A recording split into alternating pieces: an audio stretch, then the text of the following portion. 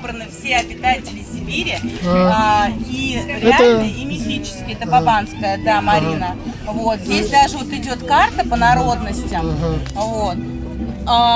Очень насыщенная книга, очень много информации, причем такой достаточно очень интересная информация, особенно мифология здесь классно так собрана. Для какого вся. возраста он как бы... Ну, она вообще как бы у нас Универсальная, стоит 6+, но мне кажется, это на постарше, и это взрослым даже очень А вот интересно. Десницкая, кому рекомендовано было бы? То же Взрослым, да? самое, да? И детям, и взрослым. То есть она можно ее как энциклопедию использовать, да? И в то же время это с точки зрения эстетики очень красиво посмотреть. Да, это очень иллюстрации, красиво. да? Ага.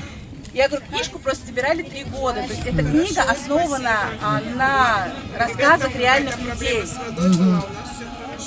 Да, классная вещь. Ага. Тут и кухня, и традиции, и даже диалекты, то есть какие-то те, которые в какой-либо городе есть, да, слова, которые в каком-то городе говорят, а они таких слов как нигде не употребляют. Да, да. Такого формата книжка потрясающая.